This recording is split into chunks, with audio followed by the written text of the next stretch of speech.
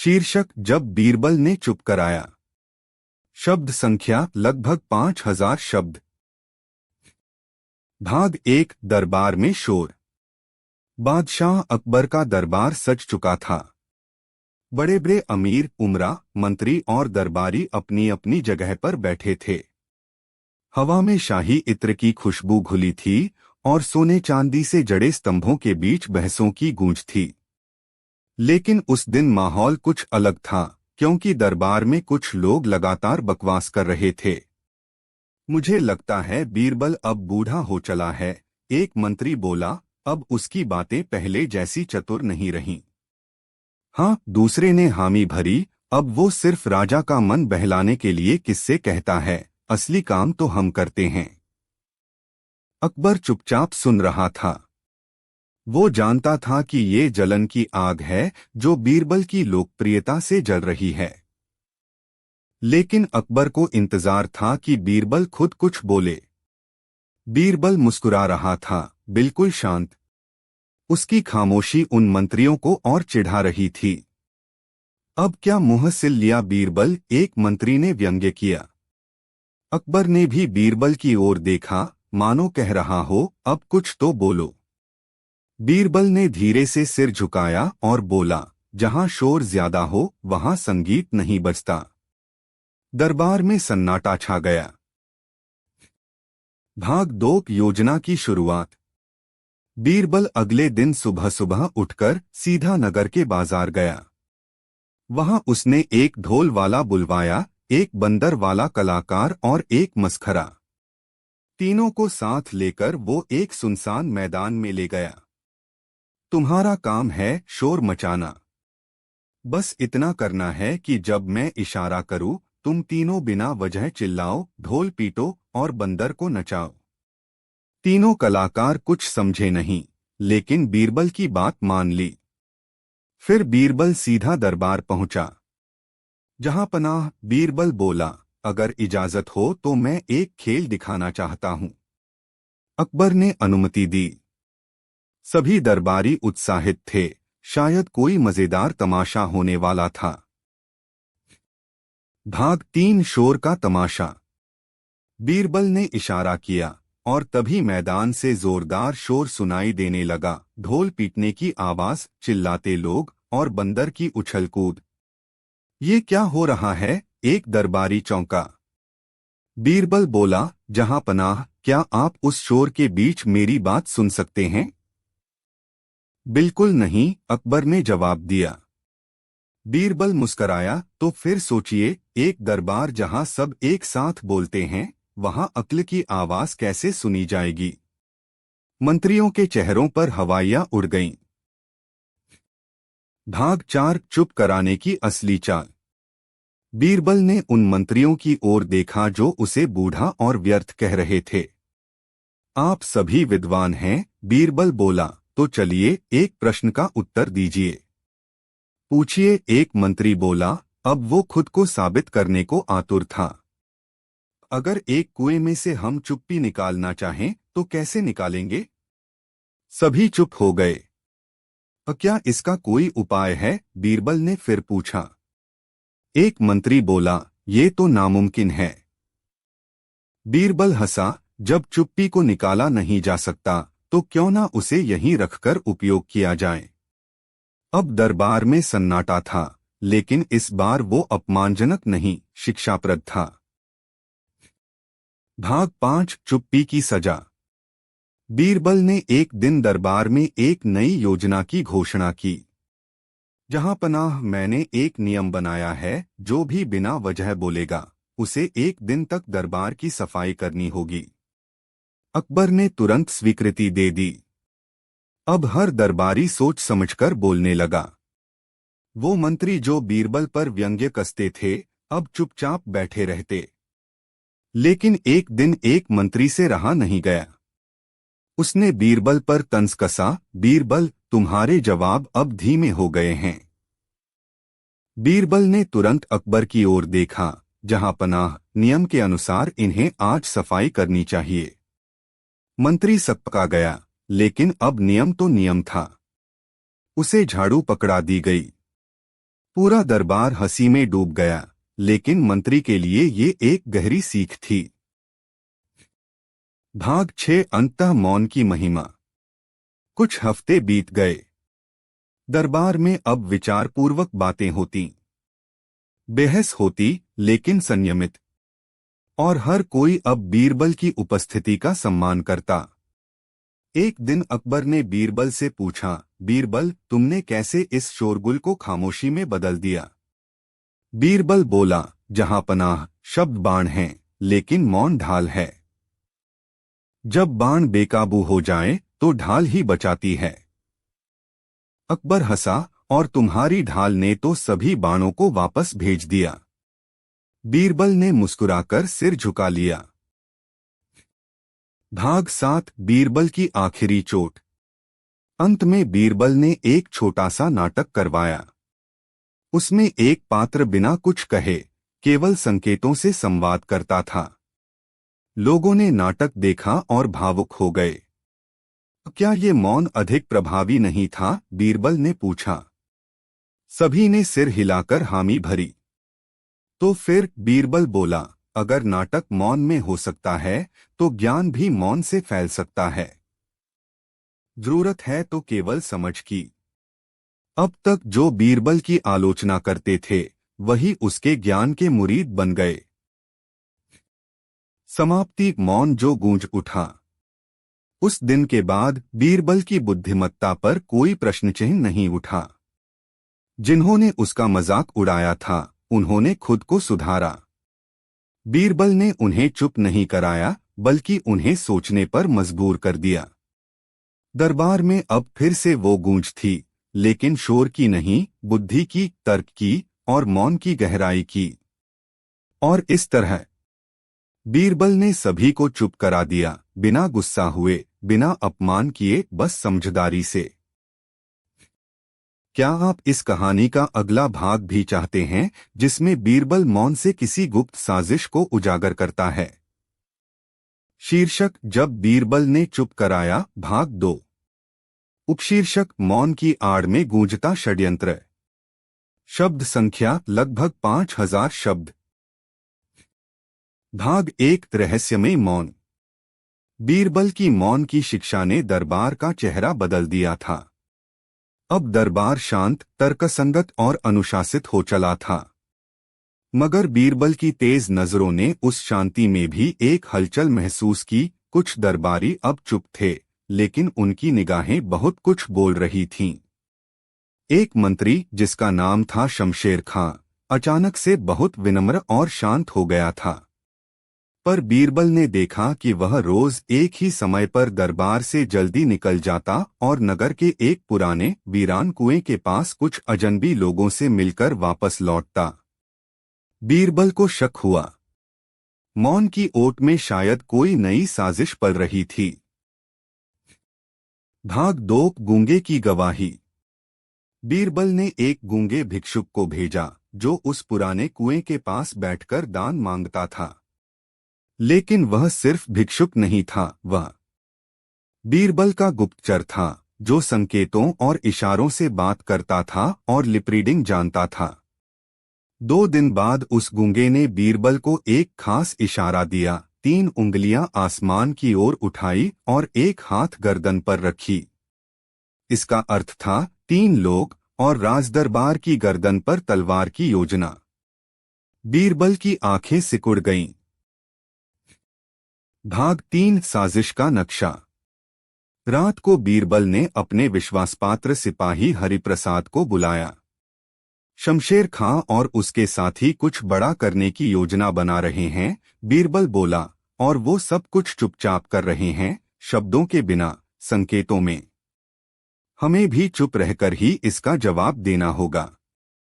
हरिप्रसाद ने पूछा, क्या करना होगा? बीरबल मुस्कराया, एक मौन सभा बुलाओ। भाग 4 मौन सभा की चाल। अगले दिन दरबार में बीरबल ने घोषणा की, जहां पनाह की इच्छा है कि कल की सभा मौन में हो। कोई बोलेगा नहीं, केवल संकेतों से संवाद होगा। सभी चौंक गए, लेकिन कोई विरोध नहीं कर सका। बीरबल ने यह योजना इसलिए बनाई थी ताकि शमशेर खां अपने संकेतों में खुलकर बातचीत करे, बिना यह जाने कि बीरबल के दो गुप्तचर संकेतों की भाषा में माहिर हैं और सभा में मौजूद होंगे। सभा हुई। कोई नहीं बोला, लेकिन बीरबल ने देखा शमशेर खां बार बार आंखों और उंगलियों से संकेत कर रहा है। सभा के अंत में बीरबल ने बस इतना कहा, जहां पनाह, साजिश का पर्दाफाश हो गया है। भाग 5 चुप्पी से निकला अपराध। अगले दिन बीरबल ने 4 लोगों को दरबार में पेश किया, शमशेर खां और 3 अन्य साथी। इन सबने मिलकर बादशाह को हटाने और शेख नजीर को गद्दी पर बैठाने की योजना बनाई थी। बीरबल बोला। अकबर चौंक गया, तुम्हें ये कैसे पता चला? बीरबल बोला, इन्होंने सोचा कि मौन में षड्यंत्र रचेंगे तो पकड़े नहीं जाएंगे, लेकिन जो मौन शब्दों से भी तेज हो वो बुद्धि से पकड़ा जा सकता है। फिर बीरबल ने दरबार में उन गुप्त इशारों का पूरा अर्थ समझाया जो सभा में दिए गए थे। दरबार सन्न रह गया। भाग 6 न्याय और समझदारी। अकबर ने क्रोधित होकर कहा, शमशेर खां, तुम इतने सालों से मेरे मंत्री रहे और अब गद्दारी। शमशेर खां चुप था, लेकिन उसके चेहरे पर पछतावे की जगह घमंड था। हमने बिना कुछ कहे योजना बनाई थी, वह बोला। हम समझते थे कि तुम्हारा बीरबल सिर्फ बातों का जादूगर है, वो चुप्पी में हार जाएगा। बीरबल मुस्कराया, लेकिन तुम भूल गए, मैंने मौन का अर्थ समझा दिया था, उसकी शक्ति दिखा दी थी। अकबर ने गद्दारी का दोष सिद्ध किया और तीनों को आजीवन कारावास की सजा दी। भाग 7 मौन का असली अर्थ। बाद में बीरबल से अकबर ने पूछा, तुमने कैसे जाना कि शमशेर खां चुप रहकर भी षड्यंत्र रच रहा है? बीरबल बोला, जहां पनाह, जो मौन होता है वो या तो बहुत गहरा संत है या बहुत खतरनाक अपराधी। फर्क सिर्फ नजरों से समझा जाता है। अकबर बोला, क्या तुम अब भी मानते हो कि मौन सबसे शक्तिशाली है? बीरबल बोला, हाँ, लेकिन वो मौन जो भीतर की आवाज से जुड़ा हो, जो केवल बाहर की चुप्पी हो और भीतर में आग हो, वो सबसे बड़ा धोखा होता है। समाप्ति। चुप रहकर भी सुनाया न्याय। उस दिन के बाद अकबर ने एक फरमान जारी किया, मौन केवल तब तक पूजनीय है जब तक वह सच्चाई से जुड़ा हो। जब मौन झूठ की ढाल बने तो उसे तोड़ना जरूरी है। बीरबल ने साबित किया कि चुप्पी से भी साजिशें पकड़ी जा सकती हैं और एक समझदार इंसान शब्दों के बिना भी पूरी किताब पढ़ सकता है, चेहरों की किताब। और इस तरह बीरबल ने चुप्पी के पीछे छिपे षड्यंत्र को उजागर कर फिर एक बार सिर्फ बुद्धि और मौन की शक्ति से सबको चुप करा दिया। क्या आप चाहते हैं कि इसके अगले भाग में बीरबल एक बोलते हुए पुतले से सच उगलवाएं? शीर्षक, जब बीरबल ने चुप कराया, भाग 3। उपशीर्षक, बोलते हुए पुतले की गवाही। शब्द संख्या लगभग 5000 शब्द। भाग 1 एक अजीब शिकायत। दरबार में एक अजीब मामला आया। एक व्यापारी रोते रोते बोला, जहां पना, मेरी दुकान से हर रात कुछ सोना गायब हो जाता है, पर ताले टूटे नहीं, कोई सुराग नहीं और पहरेदार कुछ बोलते नहीं, जैसे सब गूंगे हो गए हों। बीरबल बोला, गूंगे नहीं, डरे हुए हैं। डर कभी कभी जुबान को बंद कर देता है। अकबर चिंतित हो उठा, तो इसका पता कैसे चलेगा?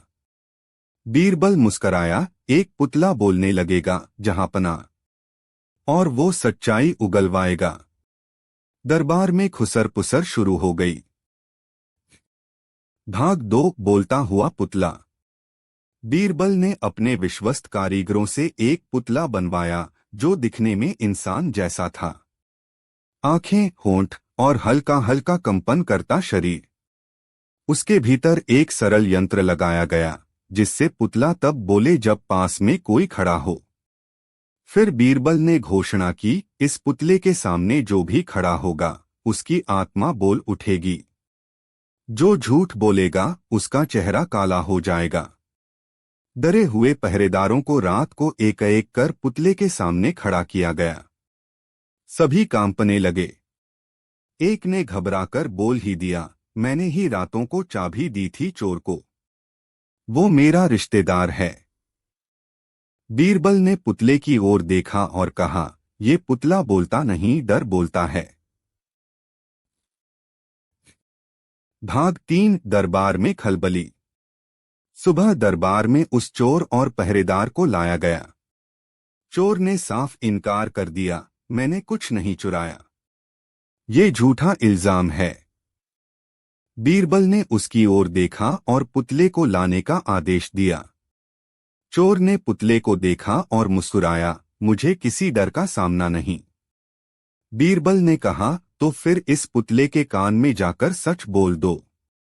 चोर पुतले के पास गया, कुछ बुदबुदाया और वापस आ गया। बीरबल ने फिर मुस्कराया, पुतला तो नहीं बोला, लेकिन इसकी गर्दन पर जो हल्का नीला रंग लगा है वो उस चूर्ण का है जो मैंने पुतले के कान में लगाया था, जो सिर्फ तब लगेगा जब कोई करीब से कुछ बोलेगा। अकबर हंस पड़ा, तो इसका मतलब है कि इसने कुछ कहा। बीरबल बोला, और जो चोर मासूम हो वो झुककर कान में क्या कहेगा। भाग 4। डर और सच्चाई की भाषा। अकबर ने पूछा, बीरबल, ये सारा खेल तुमने क्यों रचा? सीधे पूछते, सजा देते। बीरबल बोला, जहां पनाह, डर कभी कभी सबसे तेज गवाही देता है। और कुछ गुनहगार तभी बोलते हैं जब उन्हें लगता है कि कोई जादू उन्हें उजागर कर देगा। पर क्या ये छल नहीं? एक मंत्री ने पूछा। बीरबल ने उसकी ओर देखा, अगर छल से सच सामने आए और निर्दोष बच जाए तो वह न्याय का हिस्सा बन जाता है। दरबार चुप था, लेकिन वह मौन अब सीख से भरा था। भाग 5। न्याय का नया तरीका। उस दिन से अकबर ने एक नया नियम बनाया, जहां सीधे जवाब न मिले वहां बीरबल का बोलता पुतला पूछताछ करेगा। धीरे धीरे दरबार और नगर में यह बात फैल गई कि बीरबल का पुतला झूठ पकड़ लेता है। अब कोई अपराधी बीरबल की ओर आंख उठाकर नहीं देखता था। लोग डरते थे, लेकिन बीरबल ने इस डर को ईमानदारी में बदल दिया। भाग 6। मौन और आवाज का संतुलन। अंत में एक शाम अकबर ने बीरबल से पूछा, बीरबल, पहले तुमने मौन की ताकत दिखाई, अब आवाज के डर से सच निकाला। इन दोनों में श्रेष्ठ कौन? बीरबल बोला, जहां पनाह, मौन आत्मा की गहराई है और आवाज उसका प्रभा। जब मौन गूंगा बन जाए तब आवाज जूरी हो जाती है, लेकिन जब आवाज झूठ बोले तब मौन की नजर सब देखती है। अकबर ने बीरबल को गले लगा लिया। समाप्ति। जब आवाज मौन से टकराई, बीरबल ने दिखा दिया कि कभी कभी चुप रहकर चुप्पी को समझा जा सकता है और कभी कभी डर की आवाज से सच उगलवाया जा सकता है। उसने लोगों को सिखाया, मौन भी एक भाषा है और डर भी एक दर्पण।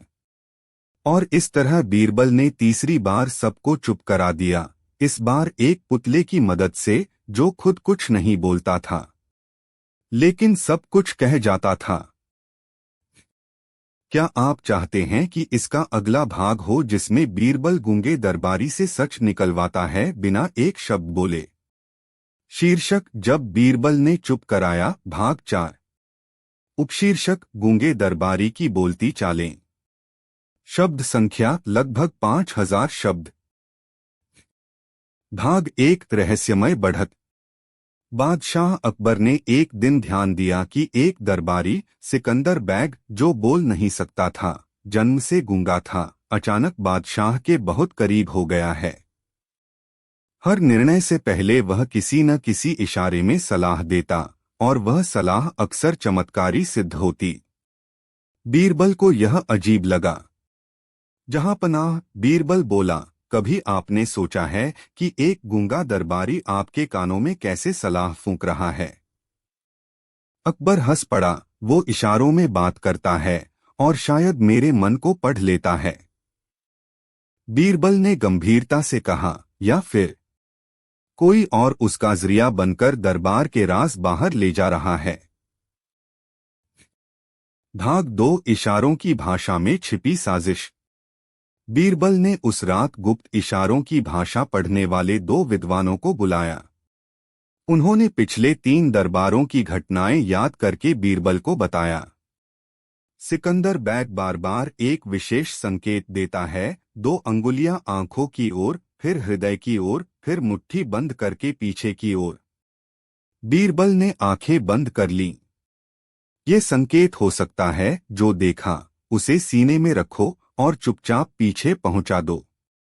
मतलब साफ था, सिकंदर बैग दरबार की बातें किसी और तक पहुंचा रहा था। भाग 3 अंधेरे में गूंगे की छाया। बीरबल ने एक नई योजना बनाई। अगली सुबह उसने सिकंदर बैग को कुछ गुप्त सलाहें इशारों में समझाईं, लेकिन वे सभी सलाहें झूठी थीं, जैसे अकबर चुपचाप फारस भेज रहे हैं सेनाएं, या खजाने को महल से बाहर भेजा जा रहा है। इसके बाद बीरबल ने दरबार में गुप्तचरों को तैनात किया। 3 रातों के अंदर ही एक जासूस पकड़ा गया, जिसके पास वही झूठी खबरें थीं, जो सिर्फ सिकंदर बैग को ही पता थीं। बीरबल ने पूछा, सच बता, ये खबरें कहाँ से मिली? जासूस चौंक गया। मुझे एक चिट्ठी मिली थी, जो दरबार के भीतर से आई थी, और जिसमें सारे इशारे गूंगे की भाषा में थे। भाग 4 जब गूंगा बोल पड़ा। बीरबल ने अब सिकंदर बैग को बुलवाया। अकबर ने उसकी तरफ देखा। क्या तुमने मेरे दरबार से राज बाहर भेजे? सिकंदर बैग ने मुट्ठी बंद कर आंखें नीची रखीं। कोई जवाब नहीं। बीरबल ने कहा, मौन सबसे बड़ी भाषा है, सिकंदर बैग। लेकिन जब वो मौन विश्वासघात करे तो वो अपराध बन जाता है। फिर बीरबल ने उसी भाषा में इशारे किए। जो देखा उसे दिल से लिखा और बाहर ले गया। सिकंदर बैग की आंखें भर आईं। उसने कांपते हाथों से इशारा किया, मुझे मजबूर किया गया। मेरे भाई को बंदी बना लिया गया था। भाग 5 चुप्पी का सच। अकबर शांत था, लेकिन क्रोध से भरा हुआ। तो क्या हर गूंगा दरबारी अब हमारा शत्रु है? उसने पूछा। बीरबल बोला, नहीं जहांपनाह। पर हर चुप व्यक्ति सिर्फ मासूम नहीं होता। चुप रहना एक ढाल भी है, जिसे कुछ लोग सच की रक्षा के लिए और कुछ झूठ की ओट के लिए पहनते हैं। फिर बीरबल ने सिकंदर बैग को क्षमा देने की सिफारिश की, लेकिन उसके भाई को खोजने और षड्यंत्र के पीछे की असल कड़ी को पकड़ने का आदेश दिया। भाग 6 जब चुप्पी टूटी। कुछ दिन बाद सिकंदर बैग ने दरबार में एक पर्ची भेजी, जिसमें पूरे षड्यंत्र का नक्शा बना था, और वो हाथ से लिखा हुआ था। अकबर ने आश्चर्य से पूछा, क्या ये उसी गूंगे की लिखावट है? बीरबल बोला, हाँ जहांपनाह। जब जरूरत होती है तो चुप्पी भी लिखने लगती है। अंत में षड्यंत्रकर्ता पकड़े गए। वे लोग थे जो अकबर के विदेश नीति को कमजोर करने की योजना बना रहे थे। अकबर ने सिकंदर बैग से कहा, तुमने मौन रहकर गलती की, लेकिन सच लिखकर उसे सुधारा। भाग 7 मौन और विवेक। बीरबल ने कहा, जहांपनाह, अब समय है कि हम दरबार में सुनने वालों को जितना महत्व देते हैं, उतना ही समझने वालों को भी दें। अकबर मुस्कराया, और उन मौन रहने वालों को भी, जो सही समय पर बोल उठें। बीरबल बोला, हाँ, क्योंकि मौन एक हथियार भी है और एक मरहम भी। जो इसे विवेक से उपयोग करे, वही सच्चा सेवक है। समाप्ति जब मौन ने न्याय को दिशा दी। इस तरह बीरबल ने एक गूंगे दरबारी के जरिए एक विशाल साजिश का पर्दाफाश किया। उसने फिर सिद्ध किया कि मौन केवल चुप्पी नहीं है, वह एक दिशा है, और जो दिशा सही हो वह अंततः सबको चुप करा देती है सत्य के सामने। क्या आप चाहेंगे इसका अगला भाग, जिसमें बीरबल को एक ऐसे शब्दहीन गांव का रहस्य सुलझाना हो जहां सब लोग एक साथ मौन रहते हैं? शीर्षक, जब बीरबल ने चुप कराया, भाग 5। उपशीर्षक, मौन गांव का रहस्य। शब्द संख्या लगभग 5000 शब्द।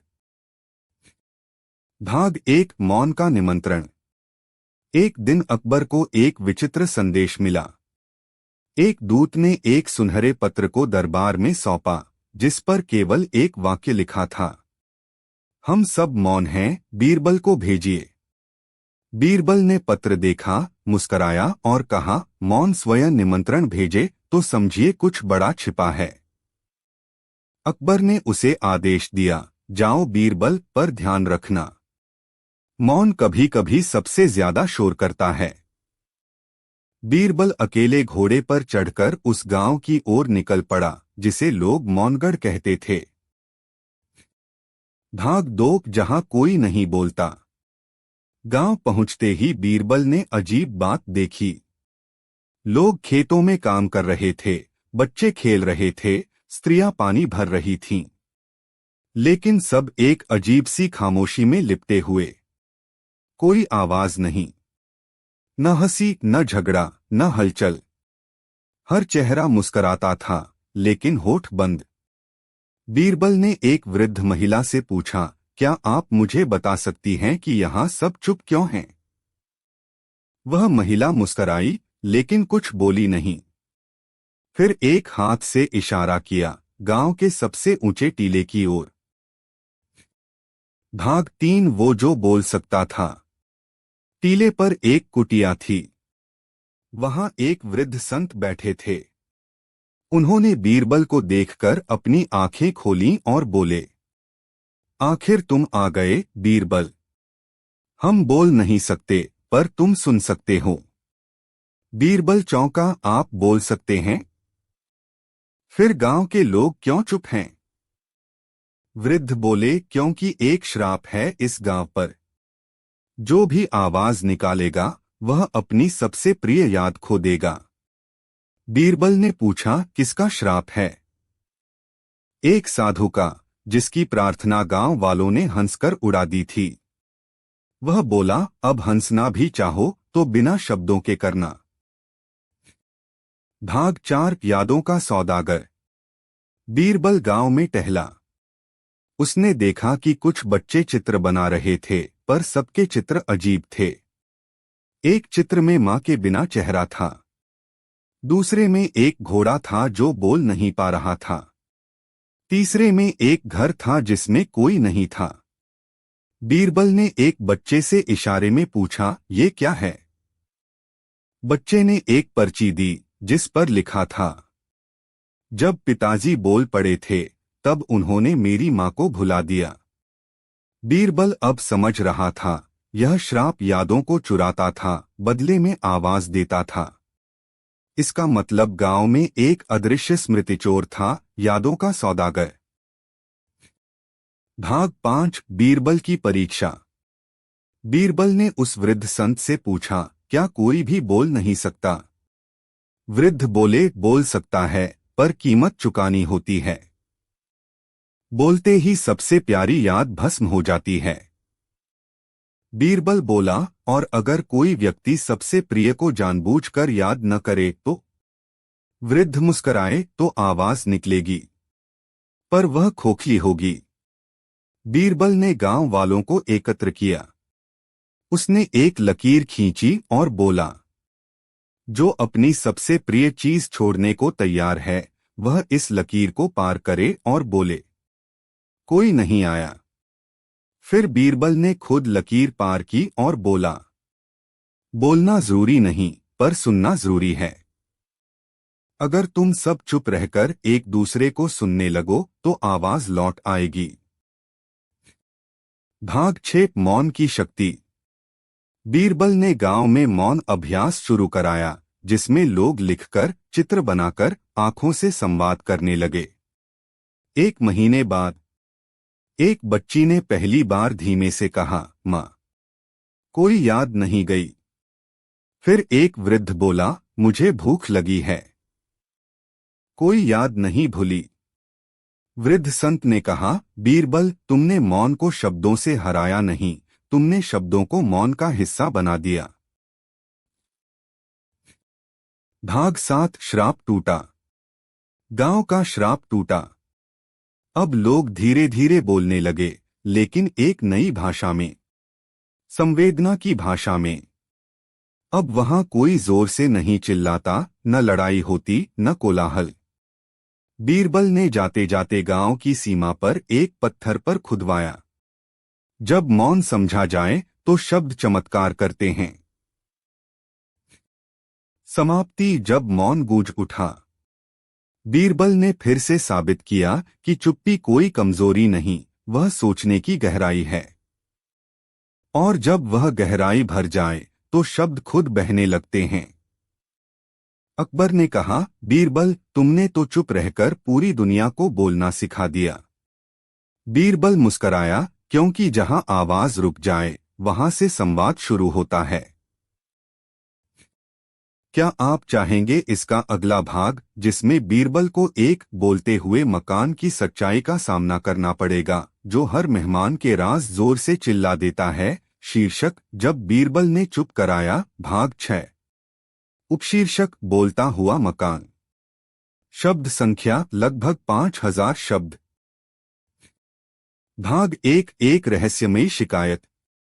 दरबार में एक सुबह अजीब मांग। शीर्षक, जब बीरबल ने चुप कराया, भाग 8। उपशीर्षक, यादों की लाइब्रेरी। शब्द संख्या 5000 शब्द। भाग 1। एक पन्ना जो उड़ता नहीं। एक रात बीरबल के कमरे की खिड़की से एक फटासा पन्ना उड़ता हुआ आया। उस पर सिर्फ एक वाक्य लिखा था, जहां यादें किताबों में बंद हों, वहां इंसान अपनी ही कहानी भूल जाता है। नीचे एक मुहर थी, library of lost minds. Birbal के भीतर कुछ कांपा। कागज की तह में एक अदृश्य नक्शा था, जो केवल तब दिखाई देता जब कोई उसे भूल चुका हो। राजा अकबर ने जब सुना तो बोले, बीरबल, अब तुम किताबों के बीच खोने जा रहे हो या उन्हें बचाने? बीरबल गंभीर था। जहां यादें खो जाएं, वहां शब्द चुप हो जाते हैं। और चुप्पी ही सबसे बड़ा झूठ होती है। भाग 2। प्रवेश। जहां किताबें सांस लेती थीं।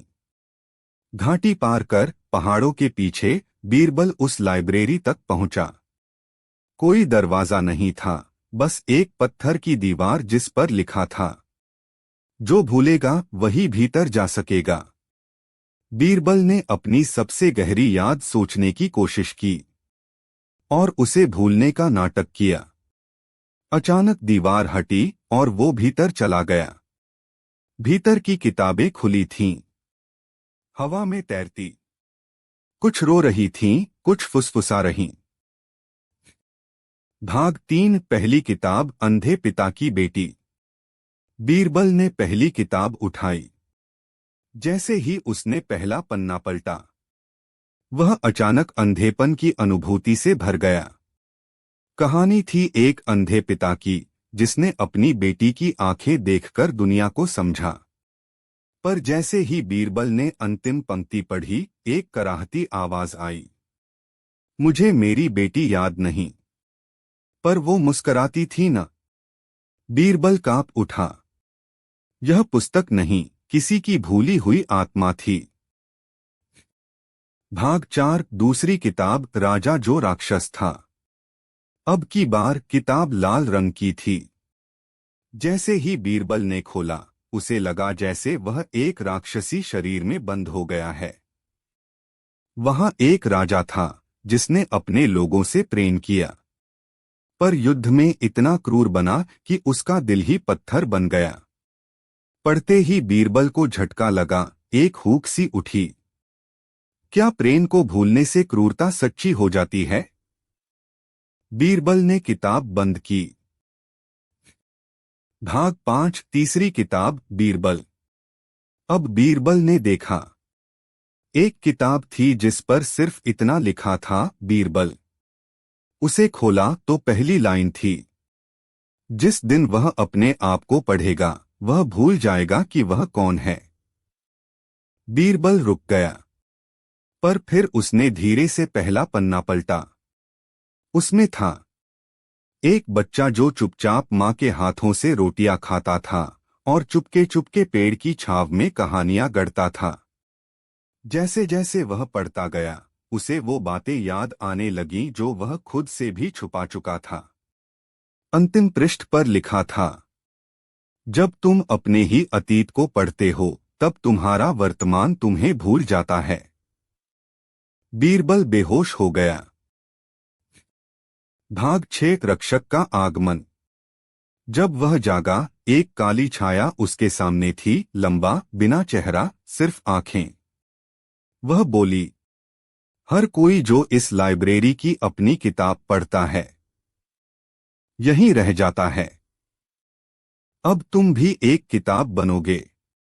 बीरबल बोला, अगर मैं खुद को भूल जाऊं तब क्या मैं झूठ बन जाऊंगा?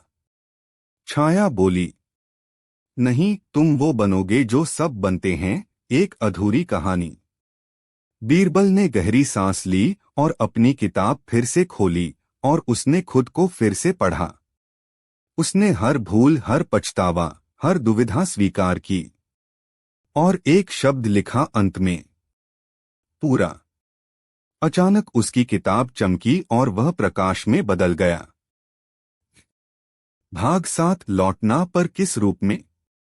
बीरबल लौटा, पर अब वह वैसा नहीं था। दरबार में सबने पूछा, क्या तुमने खुद को पाया? बीरबल बोला, नहीं, मैंने खुद को पढ़ा। अकबर मुस्कराया, अब तुम चुप क्यों हो? बीरबल बोला, क्योंकि अब मेरी चुप्पी में शब्द हैं और जो खुद को सुन ले उसे दूसरों को समझाने की जरूरत नहीं पड़ती। समाप्ति। जब बीरबल एक किताब बन गया। कहते हैं, अब भी कहीं उस लाइब्रेरी में एक किताब है जिसका नाम है जो कभी चुप नहीं रहा। उसे कोई खोलता नहीं, पर वह कभी बंद भी नहीं होती। क्या आप चाहेंगे इसका अगला भाग, जहां बीरबल को एक ऐसा संगीत सुनाई देता है जो हर बार अलग सच गाता है और उसे तय करना होता है कि किस सच को माने और किसे छोड़ दें? शीर्षक, जब बीरबल ने चुप कराया, भाग 9। उपशीर्षक, संगीत का सच। शब्द संख्या 5000 शब्द। भाग 1 अनसुनी धुन। एक रात बीरबल अपने महल की छत पर खड़ा था। चांदनी रात थी और हल्की सी हवा चल रही थी। तभी अचानक उसके कानों में एक अद्भुत संगीत की ध्वनि गूंजने लगी। वह संगीत ऐसा था जो किसी वाद्ययंत्र से नहीं बल्कि हवा और समय से उत्पन्न हो रहा था। बीरबल रुका, चुपचाप सुनने लगा। संगीत में कोई स्थिरता नहीं थी, हर सुर बदलता हुआ था और हर ध्वनि में एक नया अर्थ था। कभी धीमी, कभी तेज, कभी मीठी, कभी तीव्र। ऐसा लगता था जैसे संगीत हर बार कुछ अलग सच बता रहा हो। बीरबल ने अपनी आंखें बंद कीं और संगीत को महसूस करने की कोशिश की। लेकिन यह संगीत न तो शांत था, न ही समझने योग्य। उसने गहरी सांस ली और सोचा, क्या यह संगीत सच का संदेश दे रहा है? भाग 2 पहला सुर, प्रेम का सच। जैसे ही संगीत ने अपनी गति बदली, बीरबल को पहले सुर की गूंज सुनाई दी। वह सुर ऐसा था जो दिल को छू जाता था। ऐसा महसूस हुआ जैसे वह किसी की आहट से जुड़ा हुआ हो। अचानक एक चित्र सामने आया, एक युवा प्रेमी जो अपनी प्रेमिका से बिछड़ने के बाद अकेला खड़ा था। उसकी आंखों में दर्द था, लेकिन दिल में एक अजीब सी संतुष्टि भी थी। संगीत ने उसे बताया, प्रेम कभी नहीं खोता, केवल वह बदलता है। बीरबल को यह समझ में आया, लेकिन फिर भी उसे लगा कि यह कुछ अधूरा है। क्या प्रेम का सच हमेशा यही है? भाग 3 दूसरा सुर, आस्था का सच। संगीत ने फिर से एक तीव्र बदलाव लिया और अब एक दूसरा सुर उभरा जो एक आदमी के विश्वास को दिखा रहा था। वह आदमी विश्वास के साथ अपने पथ पर बढ़ता जा रहा था, लेकिन हर कदम पर उसे संदेह की धुंध दिखाई दे रही थी। वह आदमी अपने विश्वास को लेकर बहुत उलझन में था, पर फिर भी वह आगे बढ़ता रहा। संगीत ने उसे कहा, आस्था वह नहीं है जो तुम देख पाते हो, बल्कि वह है जो तुम विश्वास करते हो। बीरबल को यह आस्था का सच समझ आया, लेकिन क्या आस्था सिर्फ एक विश्वास होती है? क्या यह उस आदमी का गलत विश्वास था? क्या सच वास्तव में इसी तरह होता है? भाग 4 तीसरा सुर, समय का सच। अब संगीत ने एक नई धारा ली जो समय के परिवर्तन को दर्शाती थी। यह सुर बहुत तीव्र था और बीरबल को ऐसा महसूस हुआ जैसे समय उसके इर्दगिर्द दौड़ रहा हो। वह एक चक्र में फंसा हुआ महसूस करने लगा, जिसमें हर पल बीतता था, लेकिन कोई ठहराव नहीं था। वह देख रहा था कि लोग समय के साथ बदल रहे हैं, लेकिन क्या समय उनके भीतर की सच्चाई को बदलता है, या वह सिर्फ उस समय के बंधन में फंसे होते हैं? संगीत ने कहा, समय वह नहीं है जो हम बिताते हैं, बल्कि वह है जो हम उसके साथ करते हैं। बीरबल चुप हो गया। समय का सच हमेशा इतना सीधा नहीं होता।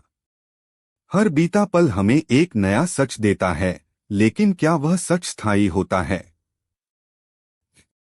भाग 5 चौथा सुर, मृत्यु का सच। संगीत का रुख अब और गहरा हो गया, जैसे वह जीवन और मृत्यु के बीच झूल रहा हो। यह सुर बेहद कड़वा और तीव्र था। बीरबल को एहसास हुआ कि यह वह समय है जब हर जीव को मृत्यु का सामना करना होता है। लेकिन इस सुर में कुछ था जो बीरबल को उलझाए जा रहा था। क्या मृत्यु सच में अंतिम है, या क्या वह जीवन का ही एक हिस्सा है? संगीत ने कहा, मृत्यु केवल एक यात्रा का अंत नहीं, बल्कि जीवन का एक और रूप है। बीरबल को यह सत्य कुछ कठिन लगा। क्या मृत्यु वास्तव में जीवन का हिस्सा है? क्या सच में कोई खत्म होता है, या सब कुछ बस बदलता है? भाग 6 पांचवा सुर, भ्रम का सच। अब संगीत ने अचानक अपनी दिशा बदल दी और एक अजीब सा ध्वनि पैदा की जो भ्रम को दर्शा रही थी।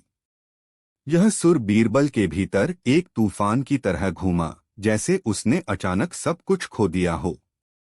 उसे महसूस हुआ कि यह संगीत उसे किसी भ्रम में डालने की कोशिश कर रहा था, और उसके सामने जो कुछ भी था वह एक झूठ था। संगीत ने कहा, हम जो देखते हैं वह सच नहीं होता। हर सच के भीतर एक झूठ छिपा होता है। बीरबल अब समझ चुका था कि यह संगीत उसे किसी विशेष सच का जवाब नहीं दे रहा था, बल्कि उसे जीवन के अनेक सचों को समझने की चुनौती दे रहा था। वह हर सुर में एक नया भ्रम, एक नया सत्य और एक नया अनुभव पा रहा था। भाग 7 सवाल का जवाब।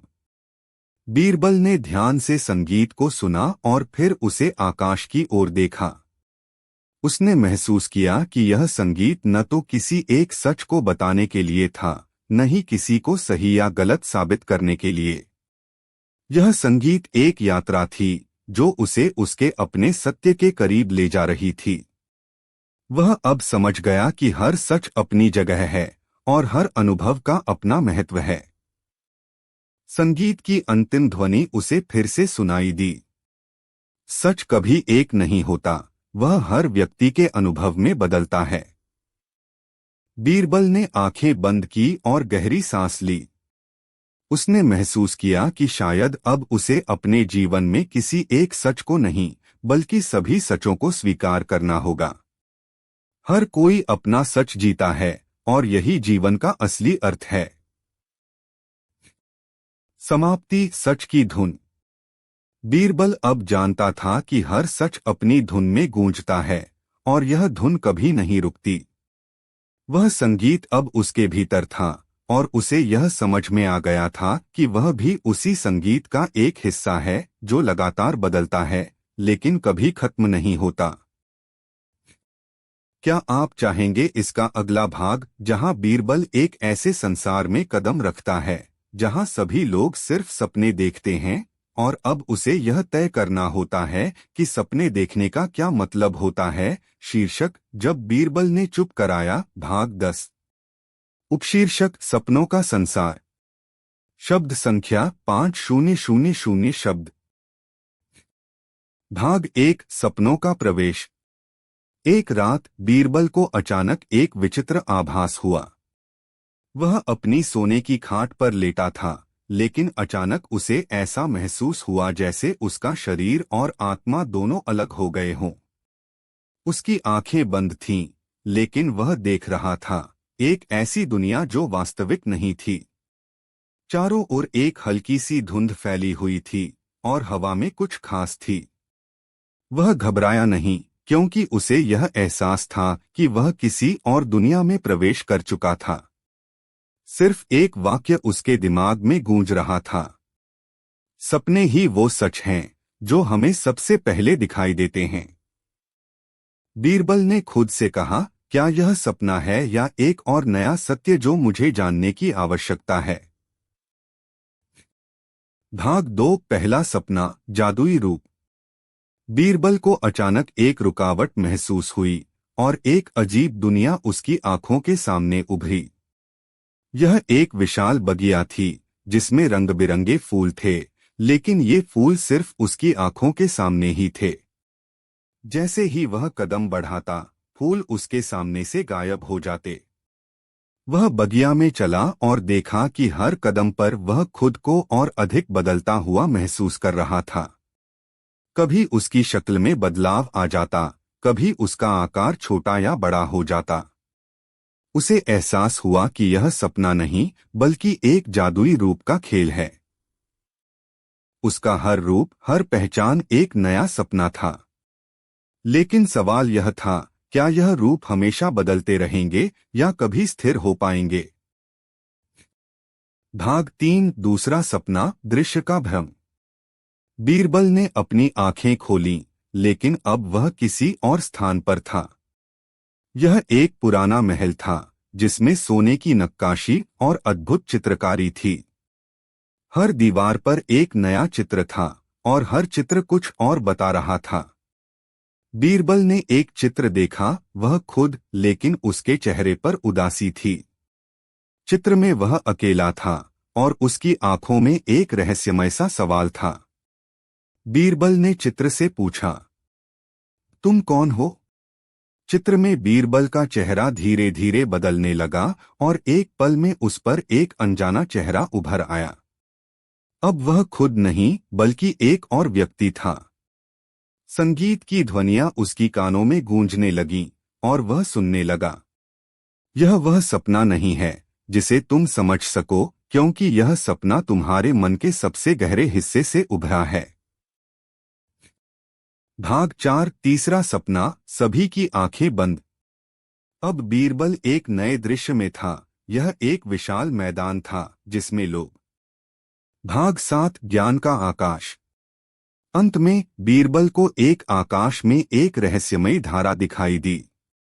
यह धारा कहीं से आ रही थी और कहीं जा रही थी, लेकिन उसकी शुरुआत और अंत दोनों अस्पष्ट थे।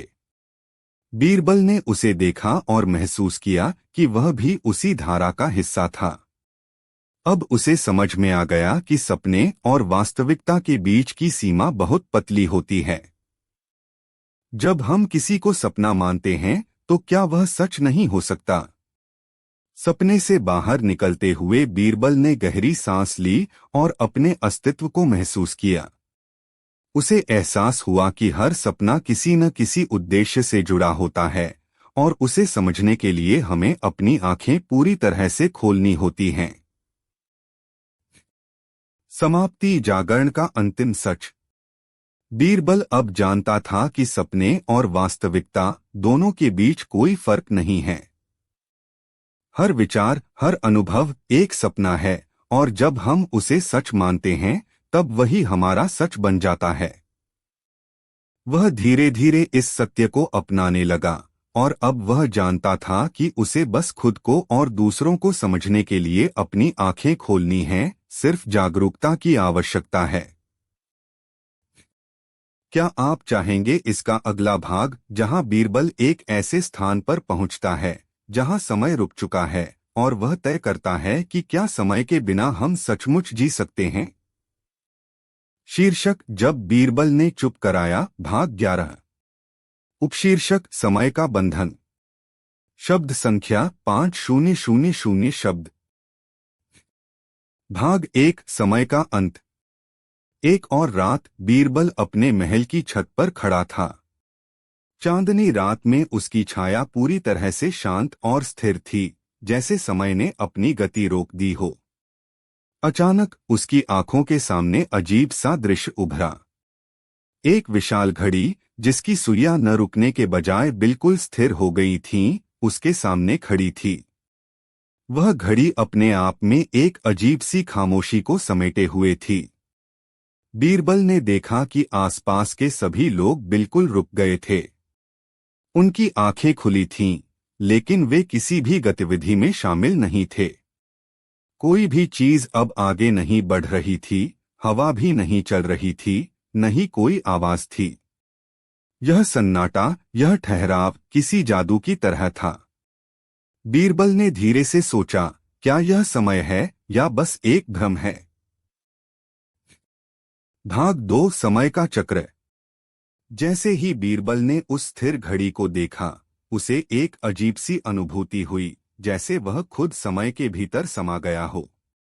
अचानक उसे एक दृश्य दिखाई दिया। वह खुद एक विशाल वृक्ष के नीचे खड़ा था, और उसके पास एक संत बैठा हुआ था। संत के चेहरे पर शांति थी, लेकिन उसकी आंखों में एक गहरी समझ थी।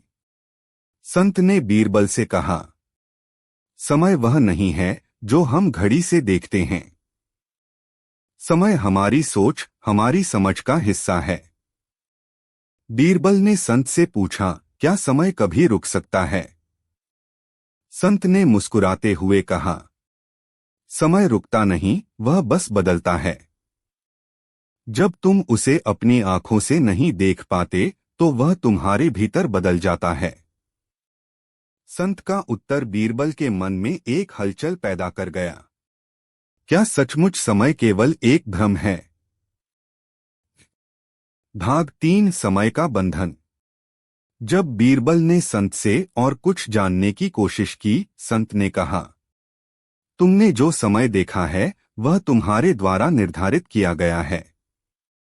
वह कभी स्थिर नहीं होता, क्योंकि समय न तो बाहर की चीज है, न अंदर की। वह सिर्फ तुम्हारे दृष्टिकोण का परिणाम है। बीरबल अब पूरी तरह से उलझन में था। उसने सोचा, क्या यह संभव है कि समय सिर्फ एक मानसिक प्रक्रिया हो जो हम अपने विचारों और अनुभवों के आधार पर गढ़ते हैं? संत ने फिर से कहा, समय का अनुभव उस पल में होता है जिस पल तुम उसे महसूस करते हो। लेकिन याद रखो, समय की सीमाएं तुम्हारे भीतर नहीं, बाहर हैं। भाग 4, समय के पार। संत के शब्दों ने बीरबल के दिमाग में एक गहरी खामोशी भर दी। अब बीरबल को एक और दृश्य दिखाई दिया, जिसमें वह खुद समय की धारा से बाहर निकलता हुआ देख रहा था। चारों ओर अंधेरा था, लेकिन बीरबल को महसूस हुआ कि वह अब समय के पार था। सब कुछ एक धुंधला सा प्रतीत हो रहा था, जैसे समय की दीवारें टूट चुकी हों। वह अब किसी एक पल में नहीं था, बल्कि किसी निरंतरता के बीच था, जहां हर क्षण समान था। वह अब खुद से और अपने समय के अनुभव से बाहर था। वह महसूस कर रहा था कि अगर समय का बंधन टूट जाए तो क्या हम सच में उसे महसूस कर सकते हैं? क्या समय के बिना हम पूरी तरह से मुक्त हो सकते हैं? भाग 5 समय की सापेक्षता। बीरबल की आंखें खुली और वह अचानक एक और दृश्य में था। यह एक विशाल पुस्तकालय था जिसमें ढेरों किताबें पड़ी थीं। बीरबल ने एक किताब उठाई और उसमें लिखा पाया, समय का बंधन सापेक्ष होता है। तुम्हारे सोचने की गति, तुम्हारे अनुभवों का समय पर प्रभाव पड़ता है। जब तुम किसी विचार में पूरी तरह से खो जाते हो तो समय को तुम महसूस नहीं करते। बीरबल ने उस किताब को ध्यान से पढ़ा और सोचने लगा, क्या समय सचमुच सापेक्ष है? क्या यह उस पर निर्भर करता है कि हम क्या सोच रहे हैं या महसूस कर रहे हैं? भाग 6 समय का क्यूब। बीरबल ने सोचा कि समय के बारे में और भी गहरे अनुभव प्राप्त करने के लिए उसे और अधिक समझना होगा। तभी उसे एक और दृश्य दिखा जिसमें एक अद्भुत संरचना थी, एक विशाल क्यूब जिसमें हर दीवार पर एक घड़ी लगी हुई थी। हर घड़ी की सुइयां अलग अलग दिशा में घूम रही थीं और प्रत्येक घड़ी में समय की अलग धारा थी। बीरबल ने उस क्यूब को देखा और समझा कि समय न केवल एक रेखा पर चलता है बल्कि वह बहुत सी धारा और आयामों में विभाजित हो सकता है। अगर हम इन धाराओं को समझ सकें तो हम समय को अपने अनुसार बदल सकते हैं। भाग 7 समय की परिभाषा।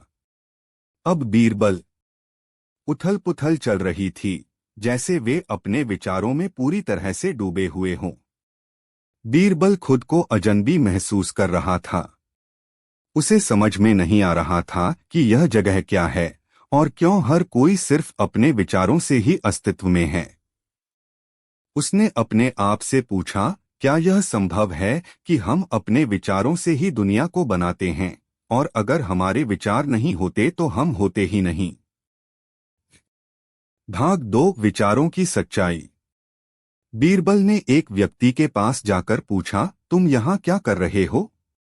व्यक्ति ने बिना अपनी आंखें खोले जवाब दिया, हम यहाँ सिर्फ अपने विचारों से जीते हैं। जो हम सोचते हैं वही हमारा अस्तित्व है। हमारे विचार ही हमें वास्तविकता से जोड़ते हैं। बीरबल ने यह सुना और सोचा, क्या सचमुच हम सिर्फ अपने विचारों से ही जीते हैं? क्या हमारी सारी वास्तविकता, हमारे अनुभव और हमारा अस्तित्व हमारे मन के विचारों का ही परिणाम है? वह व्यक्ति फिर बोला, तुमने सही सुना बीरबल। जब तक तुम अपने विचारों से बाहर नहीं निकल पाओगे, तुम इस दुनिया से बाहर नहीं जा पाओगे। यहाँ हर विचार एक नया संसार रचता है और जब तुम सोचते हो तो वह संसार तुम्हारे भीतर बस जाता है। भाग 3 विचारों की दुनिया का रहस्य। बीरबल ने सोचा, अगर हम